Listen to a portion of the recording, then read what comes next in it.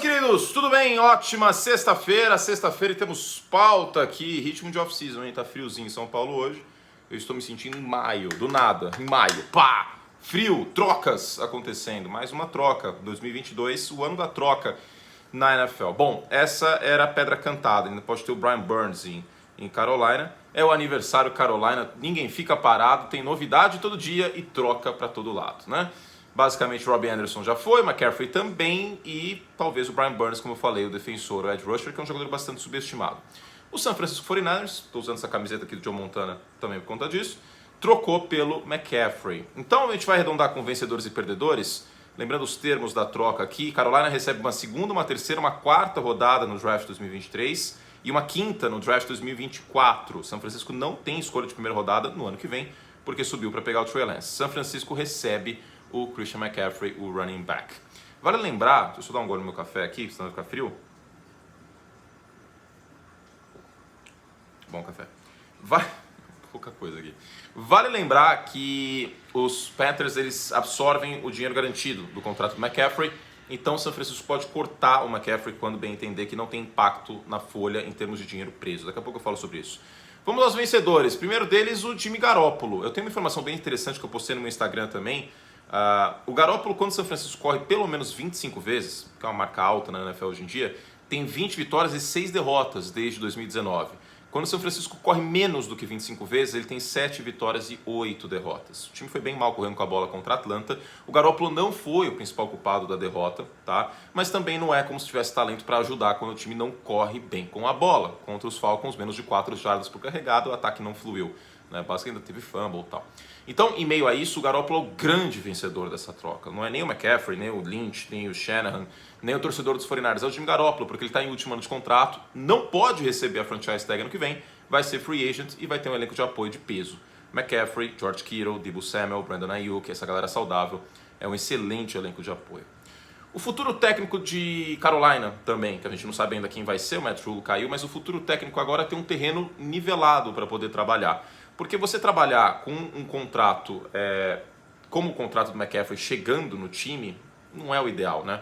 Vocês lembram que eu fui bastante crítico do contrato do Christian McCaffrey, assim como eu sou bastante crítico do contrato do Ezekiel Elliott. Daqui a pouco eu falo mais sobre, mas esses contratos não dão certo, né? Então, mais uma vez isso está sendo mostrado, evidenciado, escancarado até, que pagar muito caro para um running back é um tiro no pé. Para Carolina foi um tiro no pé. O McCaffrey tinha suas 100 jardas por jogo nesse ano, só que o resto não estava minimamente bom. Por que para São Francisco faz sentido? Porque ele é a cereja do bolo. Agora, a pedra fundamental de um time ser um running back é um risco bastante grande.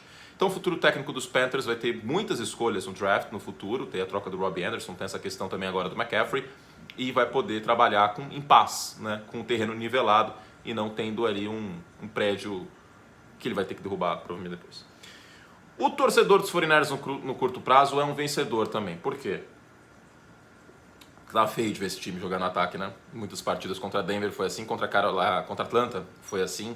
Né? Um time burocrático no ataque, então a chegada do Christian McCaffrey é muito positiva nesse aspecto. No curto prazo, dá mais possibilidades para o ataque aéreo e para o ataque terrestre também de São Francisco.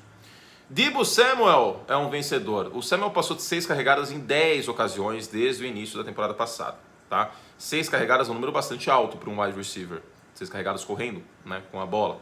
E o elemento de surpresa já não existe mais como ano passado. Então, o Deebo Samuel pode ser aliviado nessa questão. Não parece que ele é muito fã de correr com a bola, vídeo que aconteceu na última intertemporada. E agora o Kyle Shanahan pode usar o Deebo Samuel em elemento de surpresa, e não o tempo inteiro, como basicamente fez na reta final da temporada passada, que o Deebo Samuel estava tendo números de running back, de comitê de running back, mas números de running back correndo com a bola e ainda produzindo um jogo aéreo. Além disso, o Deebo Samuel corre menos risco de se machucar agora, né? Menos toques na bola e menos toques no jogo terrestre. Isso ajuda a saúde dele para o longo prazo. Christian McCaffrey é um imenso vencedor, né? Falando em toques na bola, Christian McCaffrey estava carregando piano no ataque de Carolina e não que fosse um carregamento de piano bem sucedido. Afinal de contas, na NFL de hoje não tem como vencer só com um running back e um quarterback abaixo da média, bastante abaixo da média, como vinha sendo o caso do Baker e como foi o P.J. Walker nesse último domingo também, né? O McCaffrey teve 20 toques na bola em 3 partidas nesse ano. Ele estava carregando o time. Em São Francisco ele não vai precisar fazer isso. Afinal de contas tem um elenco mais talentoso e tem outros pontos focais esse ataque, não só o McCaffrey. Além disso, óbvio, ele sai de um time que briga pelo topo do draft ano que vem para um time que briga por playoff e pela divisão neste ano. Agora esse aqui é meio aleatório. mas quis colocar torcedores de Stanford, são vencedores aqui. O McCaffrey jogou lá na Costa Oeste, no College Football, né, no Stanford Cardinal, e ele deveria ter vencido o Heisman.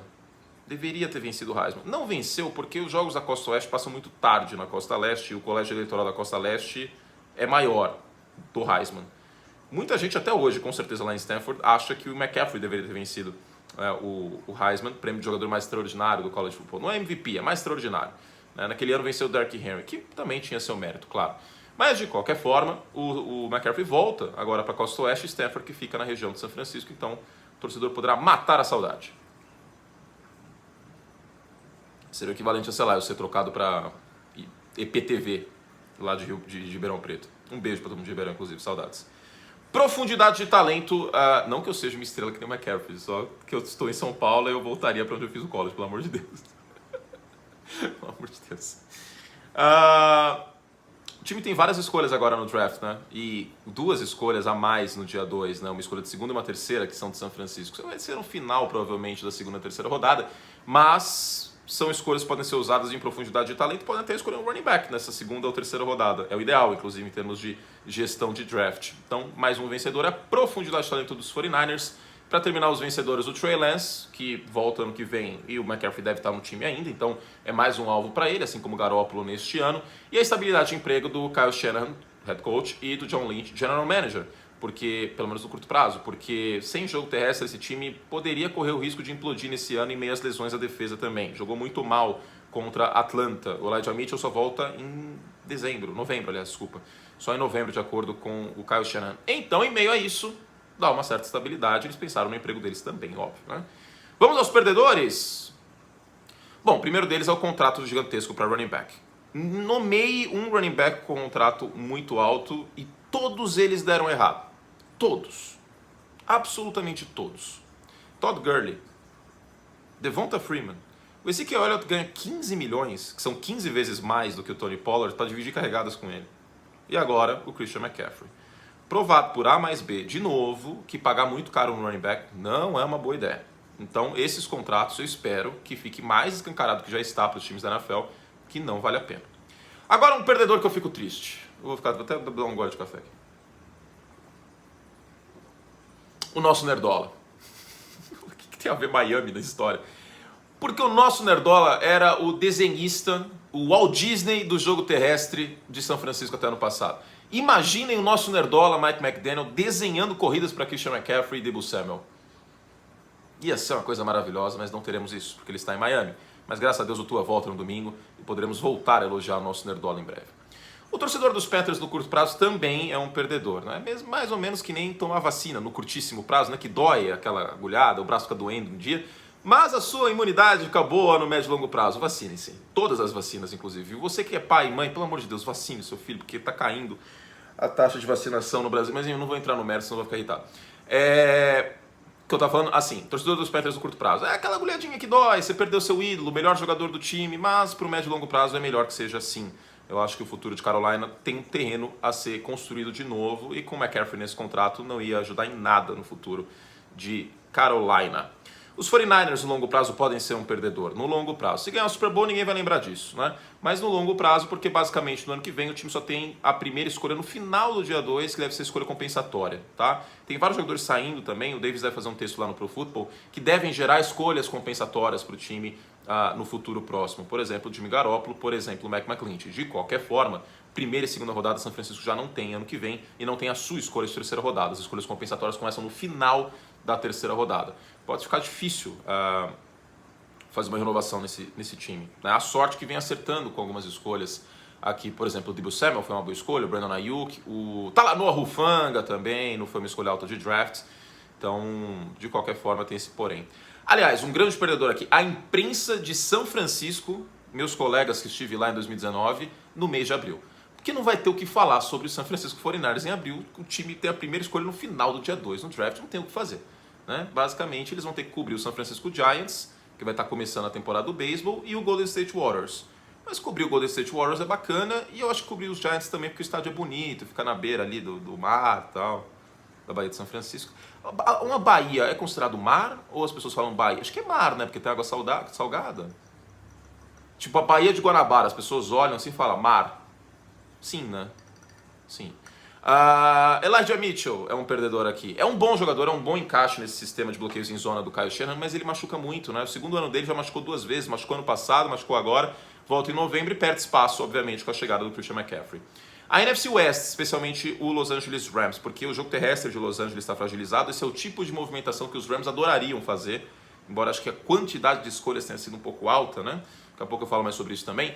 Mas o K-Makers está carta fora do baralho, o jogo terrestre não está bem, um jogo terrestre bom aliviaria a linha ofensiva, então os Rams perdem nesse aspecto e a NFC West perde como um todo, porque São Francisco se posiciona bem para este ano. Pode ser que isso não dê certo no médio e longo prazo, mas para este ano é uma boa movimentação para São Francisco e o contrato, eles herdam só o salário básico, que é 12 milhões, isso no salary cap de hoje não é tanto como na época que Carolina assinava e ainda tinha o dinheiro garantido. Não ter o dinheiro garantido é excelente para São Francisco. Pode cortar, inclusive, eu vi no Spot Track, que tem o contrato do McCaffrey, pode cortar o McCaffrey a qualquer momento que não tem peso na folha. E o mais ideal, acho que por ter gasto esse material todo de draft, esse capital todo, seria no final da temporada de 2023, depois de 2023. Por fim, os últimos 2 perdedores. Primeiro, o torcedor do Kansas City Chiefs que ficou empolgado com a reestruturação do contrato do Travis Kelce. Ficou longo isso, né? Mas basicamente, o Travis Kelce reestruturou o contrato, transformou o salário base em dinheiro garantido para abrir espaço na folha. Muita gente imaginou que poderia ser pelo McCaffrey. E não foi. Mas eu acho que não faz muito sentido, nem para Kansas City, nem para Buffalo. O outro perdedor é o Megazord de Buffalo. A gente poderia imaginar um time absurdamente potente, né? Com Gabe Davis, com uma sólida linha ofensiva, com Josh Allen, com Stephon Diggs e com Christian McCaffrey. Tem um porém nesse jogo de Buffalo, no ataque, que é a posição de running back. Embora no último jogo contra Kansas City tenha corrido bem com a bola, mas o McCaffrey é mais talentoso que tem à disposição o Buffalo Bills. Não rolou essa troca, mas nos 2 casos... Josh Allen e Pat Mahomes estão em contrato alto de running back, de quarterback. Fica difícil gastar, por exemplo, no caso do Mahomes, 60 milhões num running back e num quarterback. Basicamente 60 milhões, que é 1/4 do teto salarial. Eu acho muita coisa. Então, quando você tem um contrato caro assim na posição de quarterback, você tem que ter running back calor, você tem que ter wide receivers mais baratos. Não tem como, a conta não fecha. Certo? Mas ó, o Odell ainda pode ser uma possibilidade para os Chiefs, viu? Ficar de olho nisso. Meu Brasil, é isso. Fizemos todos os track que podíamos. Eu vou gravar daqui a pouquinho. Então vocês membros, tem muito vídeo legal vindo pela frente. Perguntas dos membros. A gente não vai fazer live nessa semana. Perguntas dos membros. E o que mais que eu ia gravar? Ah, sim. 5 coisas para ficar de olho na semana 7, tá bom? Lembrando que eu tô no NFL Red Zone no domingo. Eu te espero para 7 horas, show americano sem intervalos. A partir das 2 no Star Plus, tá bom? E no Star Plus tem a série O Rei da TV, muito boa. Que eu não estou sendo pago a mais pela Disney para divulgar, que eu já assisti inteira, né? Ontem eu tirei folga, terminei de assistir. E realmente é muito bom, muito bom. E assim, cupomzinho para comprar essas camisetas da Mitchell & Ness, camisetas, tá? Camisetas, o cupom para você ir na esporteamerica.com.br e comprar essas camisetas aqui, ó, da Mitchell & Ness, dá para ver aqui, da Mitchell, muito bom. Comprem lá, comprem. Tem o Jerry Rice também, os torcedores de São Francisco. Camisetas, cupom de desconto em camisetas Mitchell & Ness. Beijo carinhoso, fizemos o que podíamos, até a próxima, tchau.